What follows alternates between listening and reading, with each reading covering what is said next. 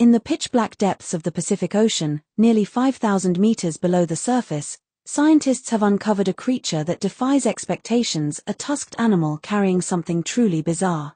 During a recent expedition by the Schmidt Ocean Institute off the coast of Chile, researchers deployed a remotely operated vehicle, ROV, capable of descending over 14,000 feet. Among the many discoveries from the seamounts explored, one stood out: a rarely seen deep-sea creature with tusk-like appendages and an unusual payload. While the exact species remains under analysis, early footage shows a squid-like animal with elongated protrusions resembling tusks. Even more intriguing was what it appeared to be carrying: an unidentified object clutched beneath its body, possibly a food source, a reproductive sac, or even a parasitic hitchhiker. This discovery adds to the growing list of strange and mesmerizing creatures found in the deep ocean, a realm that remains largely unexplored. From frilled sharks to sea toads, the abyss continues to surprise scientists with its alien-like inhabitants. As deep-sea technology improves, so does our ability to uncover the secrets of Earth's most mysterious biome. What else might be lurking in the darkness, waiting to be found?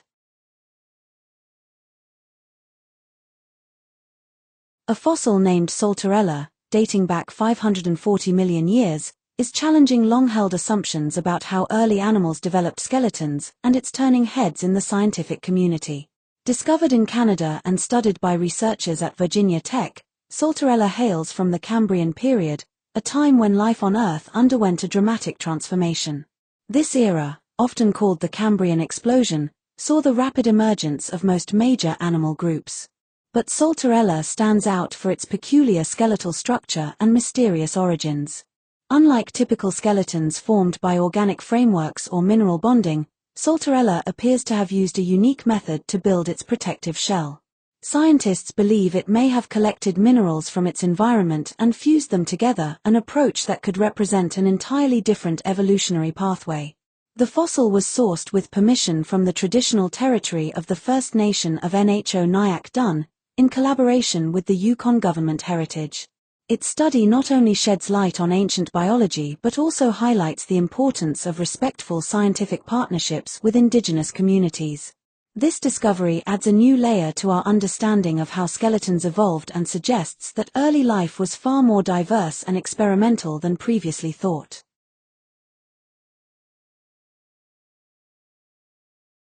In a groundbreaking study, scientists have successfully grown and isolated 134 previously unknown viruses from the human gut, offering a revolutionary glimpse into the gut virome, the vast community of viruses that live within our digestive system.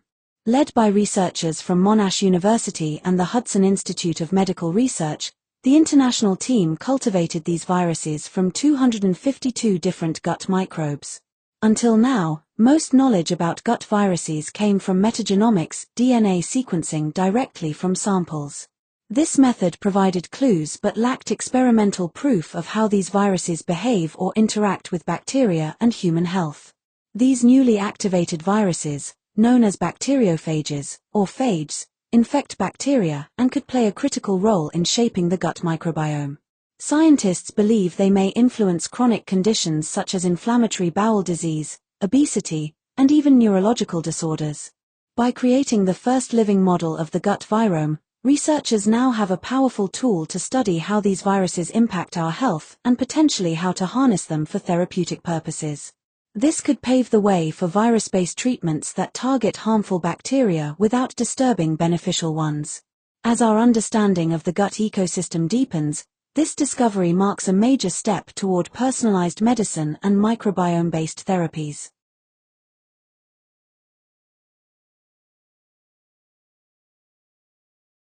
Maria Brañas Moreira, the world's oldest verified living person until her passing in 2024, reached the astonishing age of 117.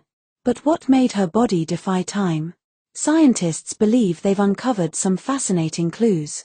A recent study led by researchers at the Josep Carreras Leukemia Research Institute and published in Cell Reports Medicine revealed that Maria's biological age was significantly younger than her chronological age. DNA methylation tests showed her cells behaving as if she were 94, not 117. The yogurt connection.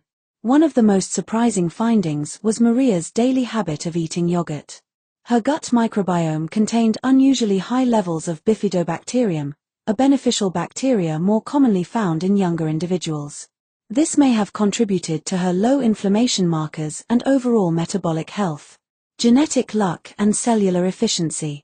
Maria's blood analysis revealed very low triglycerides, high HDL cholesterol, efficient fat metabolism, rare protective gene variants, energetically active mitochondria. These traits are linked to reduced risk of heart disease, cancer, and neurodegeneration. Lessons for longevity. While lifestyle played a role, Maria's case also highlights the importance of genetics and cellular resilience. Researchers hope her unique biology can help identify biomarkers for healthy aging and inspire new strategies to extend human lifespan.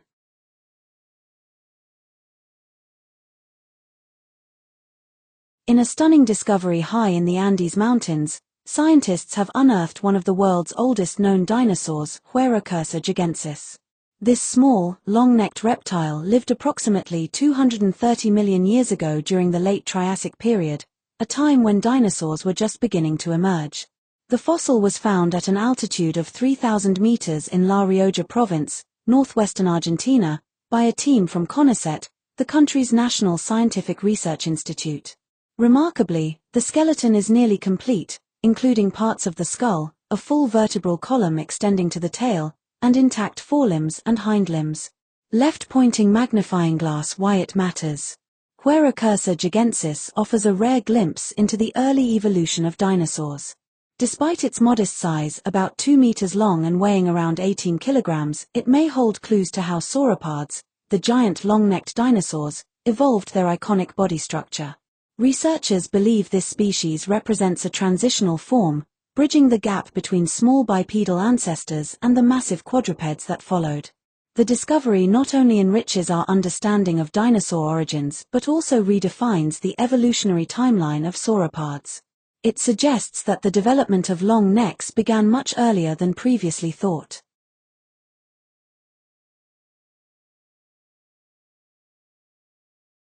As climate change, disease, and habitat loss threaten species across the globe, scientists are turning to a powerful tool, DNA modification. But a pressing question looms: should these genetically altered animals be released into the wild? Wrench. The rise of synthetic biology. Researchers are using synthetic biology to engineer wildlife with traits that could help them survive in a rapidly changing world.